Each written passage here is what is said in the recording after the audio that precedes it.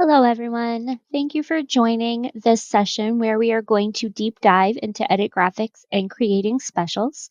My name is Shona, and I have been using CET now for about 10 years. So I am excited to give some tips and tricks on edit graphics and help show how I create specials using edit graphics and 3D custom tools. In this session, we are going to use work planes, add a hole to a surface, use subtract, merge, and intersect, create a special using 3D custom shapes, and add specials information to that special we have just created. The first part we are going to cover is using work planes. So you will use work planes to change the angle of a cut plane. So this will allow you to stretch an item that is on an angle. For example, this 120-degree surface needs to be stretched to 40 inches on this angled side. So rather than read through the whole PDF here, I am going to demonstrate how to do this in CET. So I am going to just jump over to the Fika extension here, and we are going to pull in a 120-degree work surface. This 120-degree work surface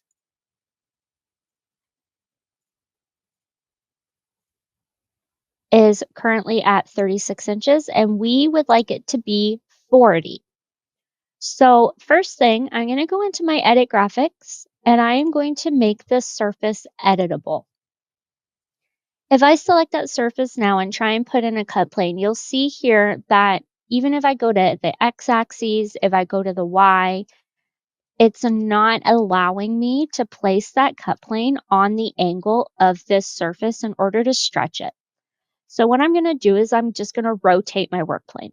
So if I click on here, and if I go to this section under work plane, I'm going to click on the rotate 2D work plane on a selected mesh.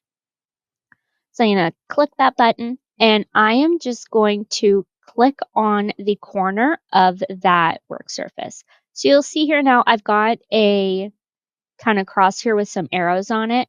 Currently, it is pointed up in the 90-degree direction of the current work plane. But I want to rotate that work plane. So I'm going to rotate this, and I'm just moving my mouse. And I am going to rotate it to 120 degrees, or I'm just going to snap it to the other corner of that work surface. And then I'm just going to left click. Once I've done that, you can see now this dotted yellow rectangle is actually now going in the direction of that angle. So we have now successfully rotated that work plane. So if I go now to my cut planes, my XY axes are now following the new cut plane or the new work plane that I have just rotated. So I can go in here now and I can place the X axis cut plane, and then I'm going to select stretch, and I'm going to grab the edge of this work surface, and we've got our lovely cut plane glitch happening here. If this happens to you, we will remove this cut plane. So if I go into my cut planes, you can just kind of hover over that cut plane until it turns red and click, or you can go to remove up in your green properties box and remove it. And the thing that I find that fixes this glitch that is happening with the cut planes is if I go into my meshes, so edit graphics, meshes, and select group mesh. Once you've done that, go back to symbols, place your cut plane again, and then when you stretch, it will now stretch just from that cut plane. I'm not sure why that is happening, but that is how I bypass this one. So I can now change that from a 36 inches, and I'm going to do a width change. So up in my properties box in the top corner here, you can actually tab down So use your tab key, tab down to width change, and I'm just going to type in 4 inches, and I'm going to hit enter. So that has now stretched this surface an additional 4 inches. So if I measure this, I am now at 40 inches. So I have successfully rotated my work plane, and I have now successfully made that angled part of my 120-degree surface 40 inches. Now that we have finished stretching our work surface, we are going to rotate the work plane back to the original position. So I'm going to just select my work surface, and under Edit Graphics Symbols, we're going to click on Rotate 2D Work Plane on Selected Mesh. We're going to click on the corner of that work surface, and we need to rotate it back to 90-degree position. So if you're having a hard time getting to that 90-degree positioning, you can use your Properties box, tab down to the YAW portion of this Properties box, and just type in 90 and enter. And that will rotate your work plane back to a 90-degree position. And we now have the work plane back in the original positioning, and your cut planes will now show how they were at the beginning. So that is it for part 1 of our agenda of rotating a work plane so that we can stretch an angled work surface. And I am now going to show you guys a tip. So if you need a left hand and right hand version of this work surface, instead of doing that process all over again on the opposite hand work surface, you can mirror it using your mesh dialog. So if I go back into CET, I am going to copy this work surface over. And in your Edit Graphics Meshes, you have a button here under Tools called Mesh Dialog. I'm going to click on there, and you'll get this pop-up. I'm going to select my work surface. I'm going to just, under Tree, I'm just going to click the top button here so that everything is highlighted. And then you have a section here called Mirror. So you can mirror X, mirror Y, or mirror Z. So I'm holding down the left button on my mouse, and I'm not letting go in doing this. As soon as you let go on one of these, it's going to mirror. So I'm going to go to mirror X. I'm going to let go, and it has rotated that on the X axis. So I now have a left hand and a right hand version of this work surface. Keep in mind, it does not change your part number. So if you need to change your part number and you need to change that from a left hand to a right hand version, you do need to query it, which I will cover at the end of this session on how to change your part numbers and change your pricing on special items. Okay, next up, we are going to add a hole in a surface. So for the example I'm going to show you, we are actually going to make a 3D custom shape of a work surface, and we are going to add some grommet holes to this surface. So I'm going to jump back to CET, and we are going to use our 3D custom shapes. So if you go to your tools, which is this wrench and ruler here, we can go to the 3D custom shapes or your 3D drawing tools. I'm going to click on the 3D rectangle, and I'm going to just do a work surface sized rectangle. So we can go 72 inches wide by 30 inches deep. I'm going to give it an elevation. I want it to be 29 inches to the top of my work surface. So what that is going to determine is my thickness direction. If I want it to be 29 to the top of that surface, I'm going to make my thickness go down. So I'm going to make this surface, let's say 1.5 inches thick, and it's going to go down. So then if I look in my 3D view, you now have a work surface at your correct elevation. And it is now ready for us to put in our grommet holes. So the first thing we're going to do is I'm going to go back to my 2D view and I'm going to draw a 3D circle shape now. So this 3D circle shape, I want my grommet holes to be a 2-inch diameter. So when I create these holes, you'll see that it is actually a radius. So I'm going to just type in 1 and hit enter. And that has created a 1-inch radius, 2-inch diameter circle, which I now need to give an elevation and a thickness. So I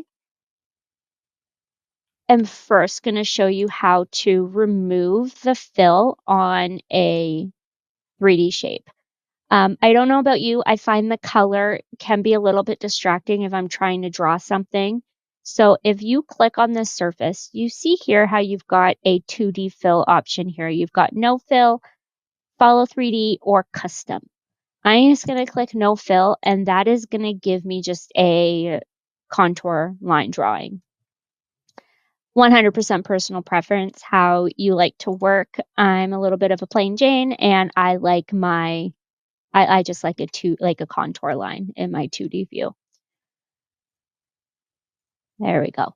So I now have this shape and I'm going to give it an elevation, and this elevation, I'm going to make it higher than my actual work surface. So my work surface is 29 inches to the top.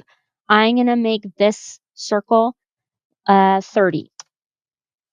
And for thickness, I'm going to go down and I'm going to make the thickness, let's say 5.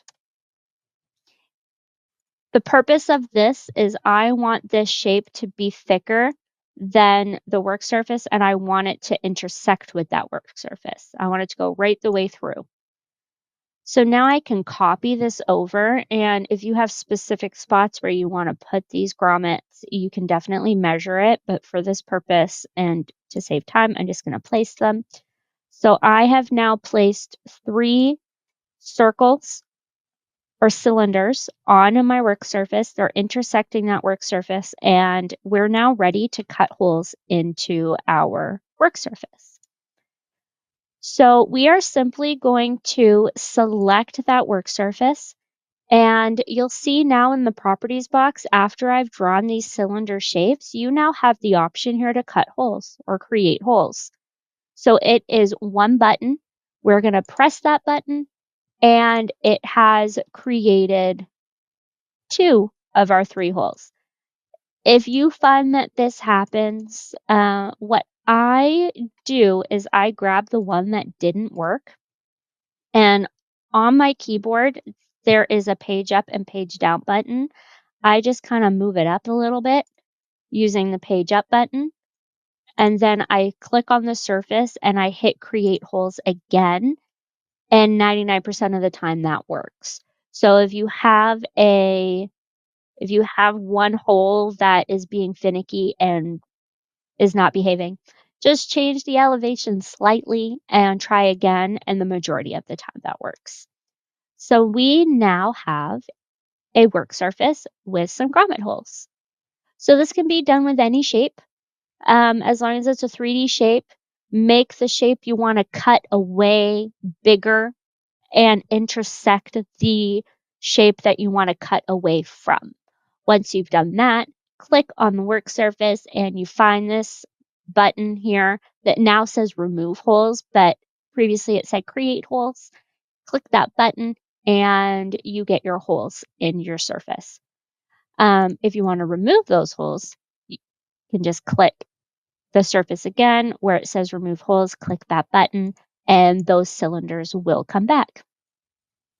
And you can just keep jumping back and forth if you really want to. So there we go.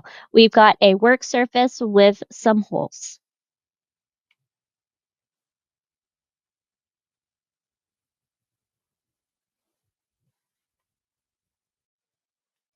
We are going to now look at how to subtract, merge, and intersect.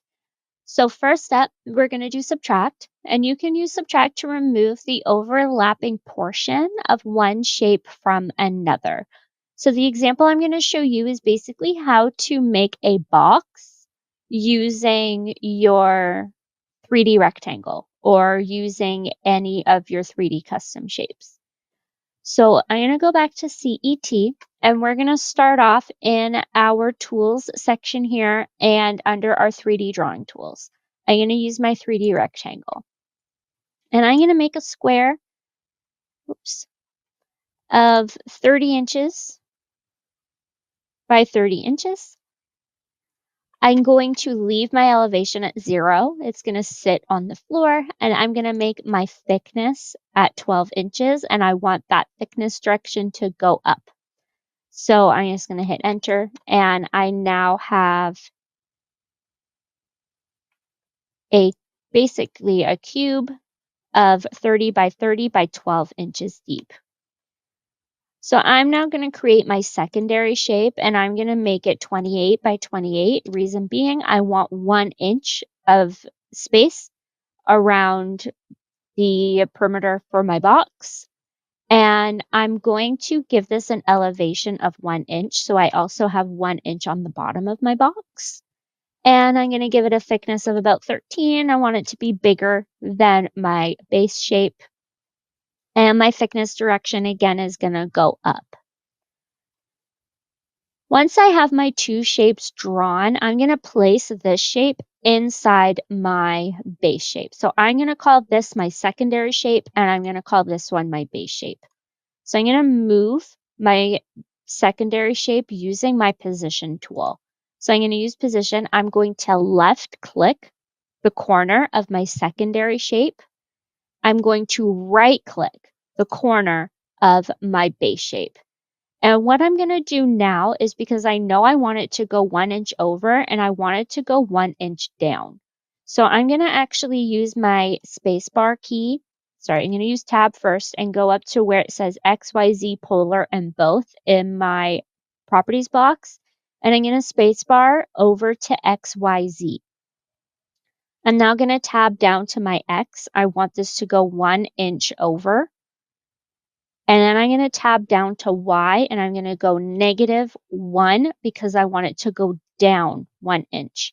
And then I'm going to hit enter. So that has now placed that secondary shape in the exact location I want it within my base shape.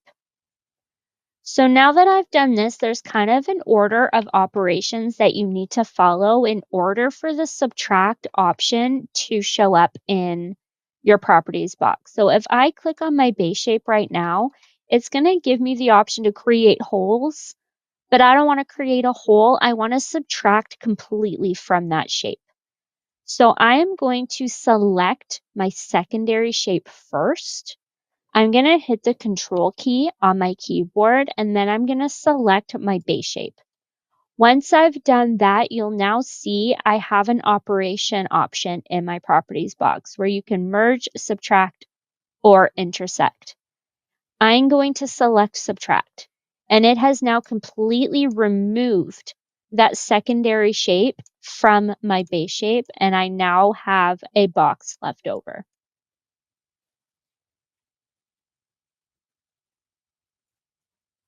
So I'm going to go over that again within the PDF here, just so that we have a full understanding of how I did that.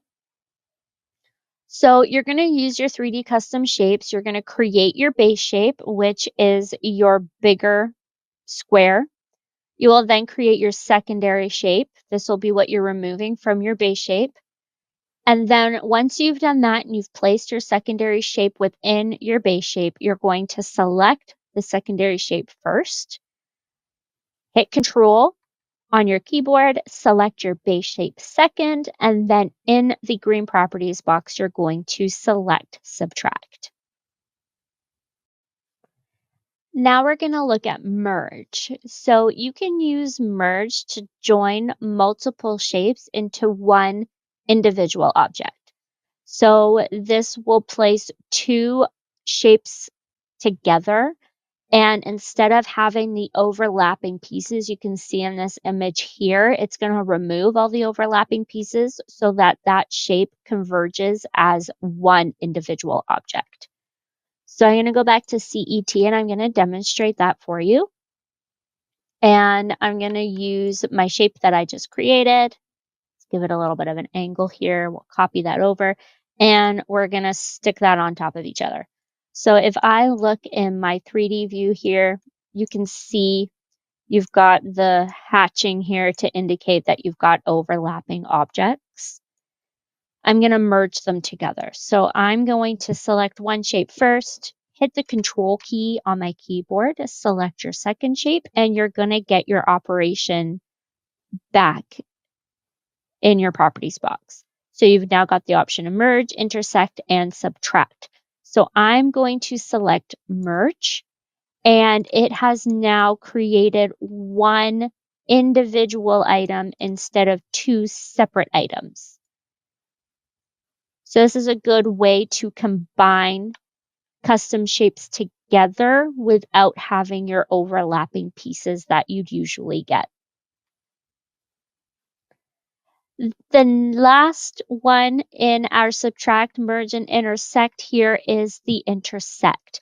So you're going to use intersect to remove everything but the intersection point portion of two shapes. So this is something that actually took me a little while to figure out, is what portion of the shape actually remains behind. So this is a perfect example here. It's going to be the intersection portion. So the shape that I just created using merge, I've drawn like a 3D rectangle over top of it. And you can see these intersection lines here, this hatch portion. That is what is going to be left behind after you do intersect. So it's going to remove all of this portion of the 3D rectangle, and it's going to remove all of this portion of the triangular pieces here that are left outside of that 3D rectangle. So I'm going to go into CET and I'm going to demonstrate that quickly. So I'm just going to draw a 3D rectangle on this shape that I just created here. And I'm going to give it a thickness, let's say, oh, it's given me an elevation of 12. I'm going to move that back down to the ground. And we'll give that an elevation, let's say, of 13. So when I look in my 3D view here, you fully enclosed a portion of your 3D shape that you made using the merge. And this one, it doesn't really have an order of operation, so you really just have to select both shapes using the Control key. So I'm just going to select this one and then this one, hitting Control, and you get your operation back here of the merge, intersect, and subtract. So I am now going to hit intersect. And you'll see that what I am left with is whatever was enclosed in that box. So whatever the two pieces, whatever touched each other and whatever overlapped is what's going to be left over. So that is it for the subtract, merge, and intersect portion of our agenda. We are now going to do the fun portion of this session, and we are going to create a special from scratch. So we are going to create this wine hutch using our 3D custom shapes and edit graphics. So we're going to start with the base portion of this unit, and we are going to create the two sides and the back of this unit to start with. So I'm going to use 3D custom shapes rectangle to create these two sides and back. I'm going to go back into CET, and under the tools section, 3D drawing tools, we're going to use 3D rectangle. And I'm going to create the back piece of that unit first. I want it to be 36 inches wide overall. I've got two side gables on it that are each are each 1 inch thick. So I want my gable to be 34 inches wide. So I'm going to go to my 3D rectangle. I'm going to left click, and in your properties box, I'm going to type in 35-inch width, and then I'm going to left click. And now for depth, I want that to be 1 inch deep. So I'm going to type in 1 inch, and then I'm going to left click, and that has now placed my 3D shape. My elevation is going to remain at 0. I want my thickness to be 35 inches, and that thickness direction is going to go up. Now I've created the back. I'm going to create a side. So I'm going to use my 3D rectangle. I'm going to left click on the edge of that gable that I just created. My width, I'm going to say, is 24, and I want my depth to be 1. I'm going to click on that shape, and it's already given me an elevation of 35 because it's drawn it at the top of this gable that I've attached it to. So I'm just going to change my thickness to 35 inches, and I'm going to say go down. And that will make it go down the opposite direction. We now have one side and one back of our unit. Now I'm just going to copy this over because we need 2 of the exact same. So I just used A on my keyboard, and we're going to place that using the position tool and just place it where we need to put it. And there we go. We've got the back and 2 sides of the base portion of our hutch. Now we are going to add a bottom and a toe kick. So I'm going to go back to my 2D view, and I'm going to again use my 3D drawing tools 3D rectangle. And I'm just going to draw a rectangle in between these gables that I just created. So we don't have to worry about sizing or math. We can just click on the ends of each of these gables. And once that shape is drawn, I'm going to give it an elevation of 4 and a thickness of 1. And I want that thickness direction to go up. So in the 3D view, we've now drawn the bottom of that cabinet. And then to draw the toe kick, I'm going to again use my 3D rectangle, and I'm just going to draw that in between these 2 gables and give it a depth of 1 inch. And we're going to give that an elevation of 0 and a thickness of 4. So that's going to place that directly underneath this gable or the bottom piece of this unit that we just drew. And now I want to move it back 2 inches. So I'm going to use my position tool. I'm just going to grab the corner of that toe kick, and under the XYZ, I'm going to change my Y to 2, enter, and it has moved that toe kick back 2 inches. At this point, I want to unite all of these pieces together so that this is one unit and not a bunch of individual items. We could use merge, which is what I just previously showed you guys. And I'm going to show you the difference between merge and unite in edit graphics. So if I merge all of these pieces together, I'm going to have to do it piece by piece. So I have to select everything all at once, and I'm going to hit merge.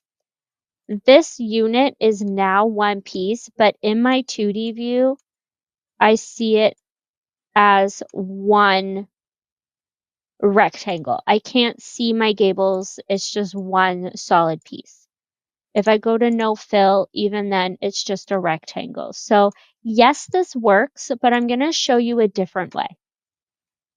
I'm going to make all of these pieces editable using my edit graphics. So I'm going to go to make editable, and I'm just going to select all of these pieces one by one. So they are now all editable items. If you click on Edit Graphics at the bottom here, it's going to show those in green to say that they're editable. After I do that, I am going to just simply do a selection window around all of those pieces. And at the bottom of Edit Graphics, you now have the option to unite. I'm going to unite those items. I'm going to group them to a new snapper and hit OK. And these now move as one piece, but in my 2D view, I can still see the shape of all my individual pieces that I have within that united portion. This makes it easier creating specials because now if I need to draw something in between these two pieces, I still have my endpoints and my snap points to be able to draw it. Whereas the merged piece, I don't have that option. So yes, merge works, but I do find personally that unite works better for me when creating a special. Okay, so I'm just going to delete this merged one here and just keep the one that I did, the Edit Graphics Unite.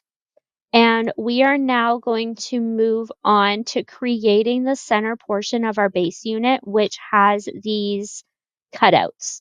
So we are going to use Subtract, and we're going to use our 3D custom shapes rectangle and custom shape to create this unit here. So I need to make a rectangle 34 wide by 30 inches deep. So I'm going to go back into CET. We're going to go back to our tools and 3D drawing tools. So I want to go again at 34 wide, 30 inches deep. So 34 by 30. And I'm going to give that a thickness of, I believe, 24. So again, because I use my Unite, I can dimension this. And I want it to be 23 inches. So I'm going to click on my 3D shape here, and I'm going to give it a thickness of 23 inches. Next, I am actually going to use my help lines to give me a outline of these triangles. Now, I have these pre-saved, so you guys don't have to watch me draw these because it did take a second. So I'm going to insert my favorite that I saved of those help lines. So if I go into my CETX folder, I've got my helplines favorite I'm going to open, and those are pre-drawn and ready to use in my drawing. So I'm just going to select those, and I'm going to use my position tool to place those where I need them. And now that I've got my helplines, I am going to use my 3D custom shape to draw around these helplines to create my triangles. So I'm just going to simply draw onto all of my snap points.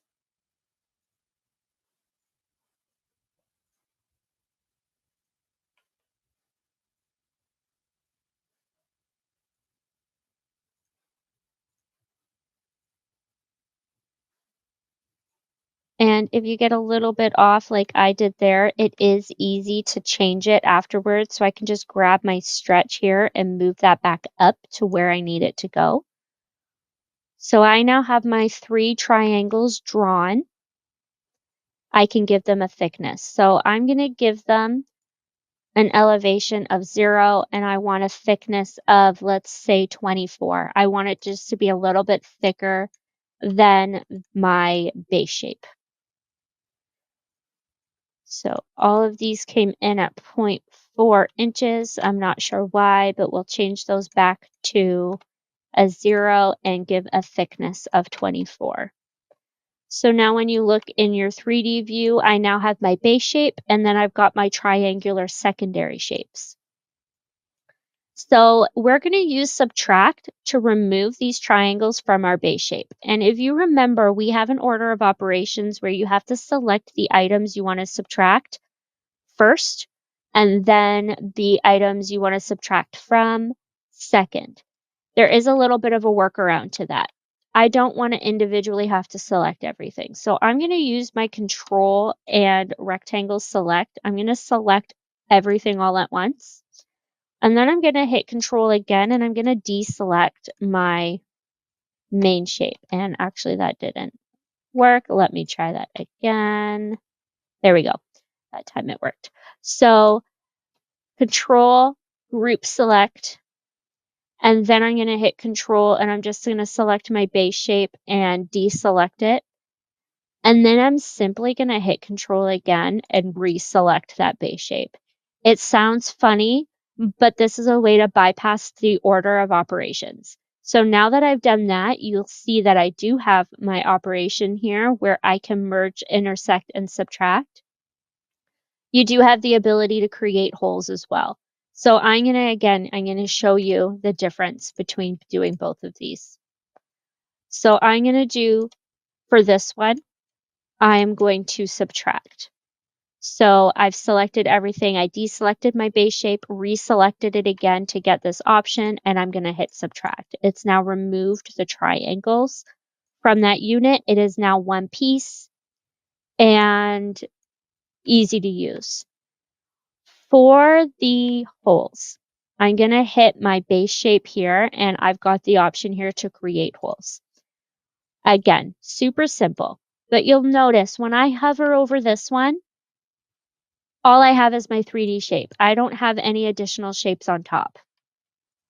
If you do create holes, I've noticed that it doesn't fully remove completely the shapes that you've created the hole from. So I still kind of have like an outline invisible of my triangles.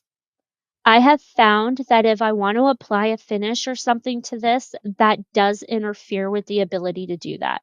So in this application, I find that subtract works better than create holes, because if I try to add a finish, for example, and I'm just going to pick a random one here, you'll see that it's not letting me add the finish to the inside of that unit, where this one, it is. So again, I got a little bit sidetracked there, but I just wanted to show you the difference between creating holes versus subtracting. So I'm going to delete this one. I don't need it. I'm going to delete my help lines. And I now need to place this unit inside of my base unit. So you're probably thinking, okay, but it's laying on the ground. That's like, how are you going to do that? I'm going to go into my edit graphics, and we are going to rotate it. So first, we're going to need to make this editable. So I'm going to select make editable, and I'm going to select this unit. And I am now going to rotate it 90 degrees. So you're going to select rotate. I like to select the bottom corner of the unit, and then you're just going to click again on the opposite corner, and then you're going to move your mouse in a circular motion, and that is going to rotate it. You can even simply, in your properties box, type in 90, enter, and that is going to rotate that unit at a 90 degree.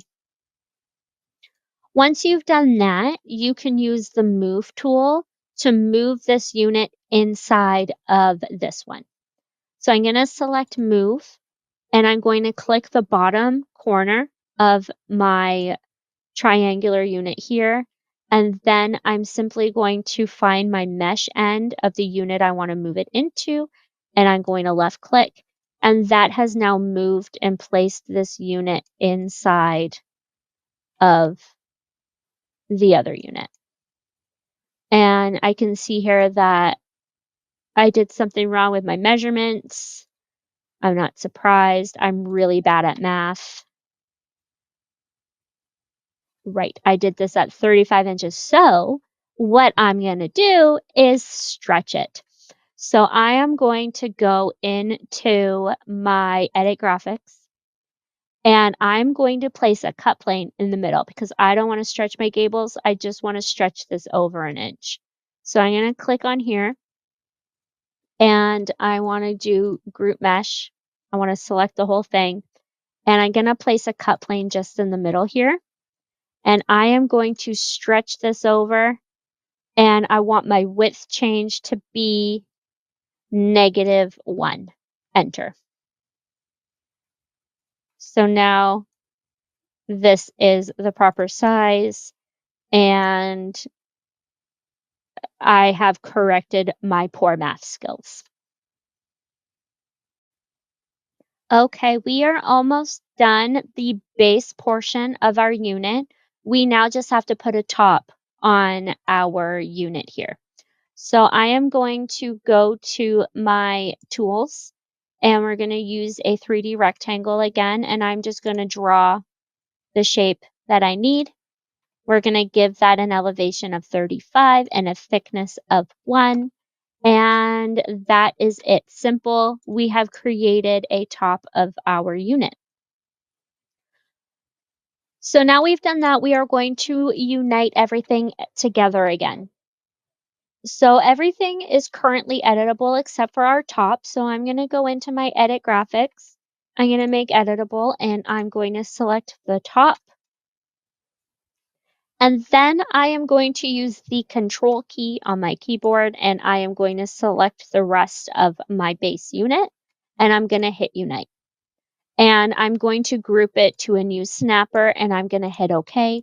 And this is now one unit. If you see these random black circles in your drawing, just ignore those. I really don't know what they are, but they do appear and they do disappear. So don't be alarmed if you see these weird black circles when you save and close your drawing. Usually when you reopen it again, they are gone. But we are now done our base portion of our hutch. Okay, so last we are going to create the top hutch piece of our wine hutch. And this part looks scary, but I promise you it's not. It's really easy actually to do. So first we're going to start off with a 36 by 46 inch high rectangle. So I'm going to go into CET. We are going to draw this on the floor. We are going to rotate it and move it afterwards like we did with our triangle piece. So I'm going to go into my tools and my 3D drawing tools, and we are going to draw a shape that is 36 by 46. So 36 inches wide by 46 inches deep, and we'll give that a thickness of 12 inches. Next, we want to create these squares that we are going to subtract from our base shape. So we're going to create a 4-inch by 4-inch square and we're going to place it in the top left-hand corner and we're going to do it 1 inch over and 1 inch down.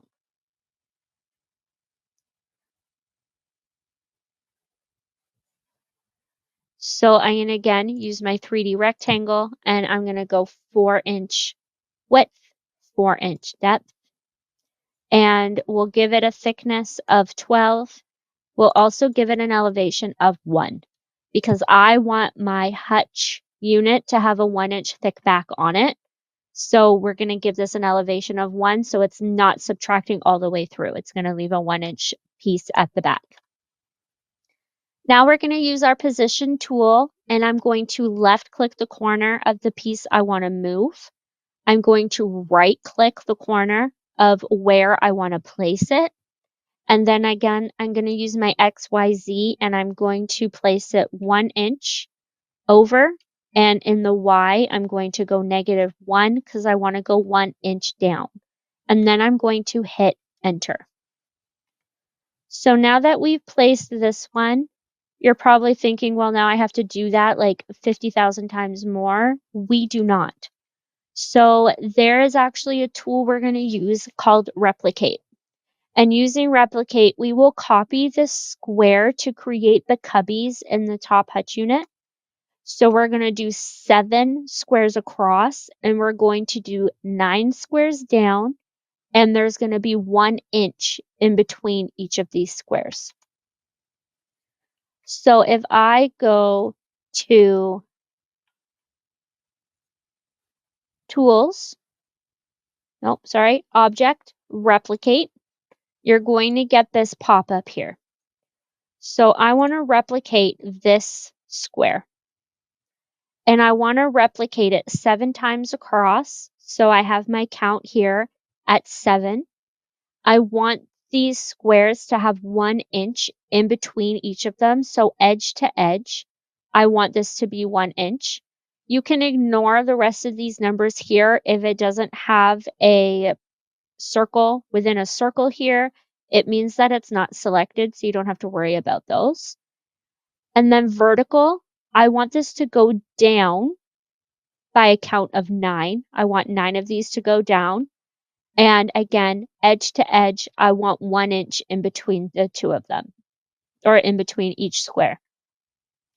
For stacking will be in your 3D view if you want them to stack on your Z axes. I do not. I just want a count of 1 because I don't need these stacked up at all. So I'm going to just say a count of 1, and this is now all set up. I'm going to hit apply. So hitting apply, I've now replicated that square the amount of times that I need to create the different cubbies within that hutch unit.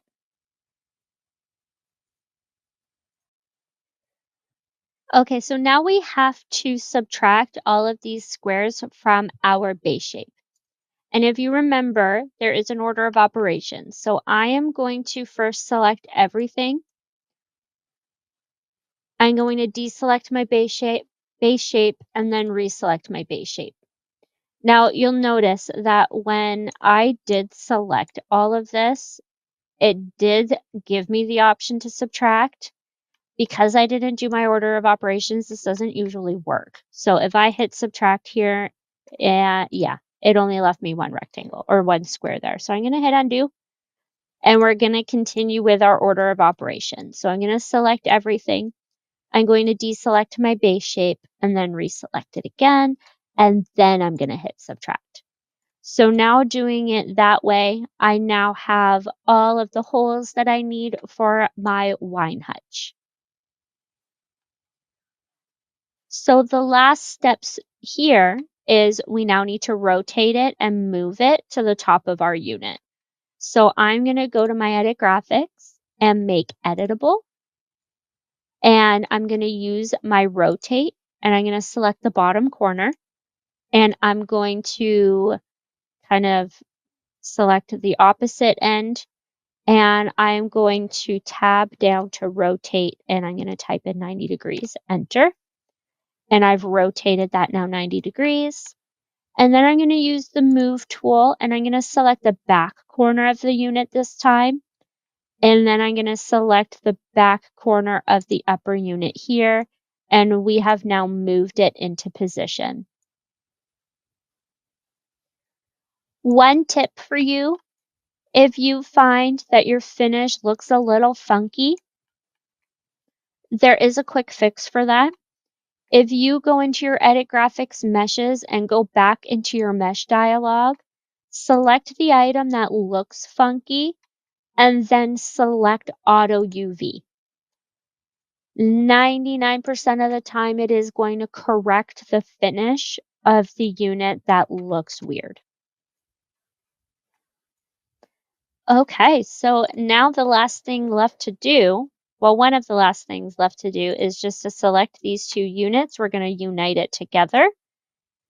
And we have completed the construction of our special wine hutch. Now you can give it some finishes. So if you go into your rendering tools and the Material Explorer, I am going to give it some simple finishes. I have a couple already saved in my materials, so I'm going to use the Ben Moore Paris Rain, and I'm just going to paint my base unit and my top hutch. And then I'm going to give my countertop a laminate finish. So I'm just going to use this one. Now the grain is not going the right direction, but you get the idea. And that is now our hutch complete. So to finish this off, we are just going to need to give our special hutch some specials information. So we need to give it a part number, a description, and a price. There are two ways that I'm going to show you how to do this. The first being adding catalog information. So to do this, first I'm going to copy this over because we're going to do this in two different ways. So I'm going to jump over to my 2D view and I'm going to right click on my hutch. And in this drop-down menu, you'll see that there is an option here to add catalog info. I'm going to click on there. And this is basically going to bring you to a pick list. So under freeform section, you can now type in a part number. You can type in a description and you can type in a price. Once you've done that, just highlight the whole row and hit this green button right here, and that adds it to the articles portion, and that now has attached that special information to your hutch. So if I go into my pricing, you'll see I've got my part number, I've got my description, and I've got my list price. So that is option one of adding specials information to your hutch. Option two is using Replace Graphics and your Commercial Interiors library. So to do this, what you're going to do is go into your Commercial Interiors catalog reader, and you are going to pick an item that has similar properties to the unit that you are making a special. So I am going to use actually a bookcase, and let's say it's 3 high, 36 wide. We're just going to pull this in. It doesn't matter what it looks like. What does matter is maybe your option codes. So I can go in and I can pick a laminate selection. And let's say I want it to be mahogany. And then you can hit accept. Now it looks like the Fika symbol is looking a little bit funky, but that's okay because we are going to replace the graphic of our Fika symbol with our hutch. So I'm going to strip all of the visual off of this hutch unit. I'm going to keep the product code and the pricing and the description, and I just want the visual to be my hutch. So I'm going to go into Edit Graphics, and we're going to do Edit Graphics Symbols. Under Edit Graphics Symbols, under Tools, there is a button here called Replace Graphics. So I'm going to select this, and I'm going to select my hutch unit first, and then I'm going to select my Fika symbol second. Once I've done that, it is going to give you a pop-up here for Replace Options. So if this had rotated at a different angle, you can change the rotation.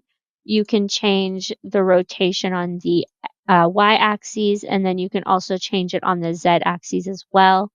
You can change your scaling. So if you want to make it bigger, wider, shorter, you can do that as well. And then the alignment, if you want it to kind of sit different, you can do that as well. So I'm going to keep it all as the original, and then I'm going to hit OK. And I have now 2 identical units here, except one of them, when I hover over it, it just says editable 3D snapper. And the other one, when I hover over it, it says that it's a Fika bookcase, 3 high, 36 wide. So I am now able to edit this, whereas this one doesn't have anything attached to it. So I can delete that one. I don't need it anymore. And for my Fika symbol, I'm going to double click on here and it is going to give me my query dialog. Under query dialog, I can now hit make special. I can change my article, which is my product code. You can change your description. So I can change this to be special hutch. I can change my price. And then you also can change your option codes and your option descriptions. So for this, I can say paint finish. And then you can change this to paint selection, case material, and then I can even put in option prompt. Maybe in case instead of case material, I wanted to say Ben Moore Rain. If it's costs a little bit more to do that Benjamin Moore finish, I can add that in as well, and so on. So by picking something that has similar properties, you can then use your option codes and your option descriptions to further specify what you want your hutch to be. So once you've filled all of this out, you can hit apply. And that now has all of that information attached to it. So if I go into my pricing, I now have this one here. It's got my options. I've got my paint selection, and it's got an additional $30 on here as well because I added that my paint selection actually had a $30 upcharge to it. So those are the 2 different ways to add specials information to your specials. I don't think one way is better than the other. I think it really just depends on, do you need option finishes or do you just need a part number and a description? That is going to determine which way you do your specials.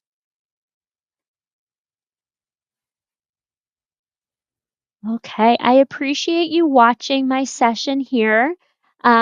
Please feel free to reach out to me at ssilver@takeout.com if you have any questions, or if you would like me to go over anything else again, or if you just have any feedback. I'd love to hear it.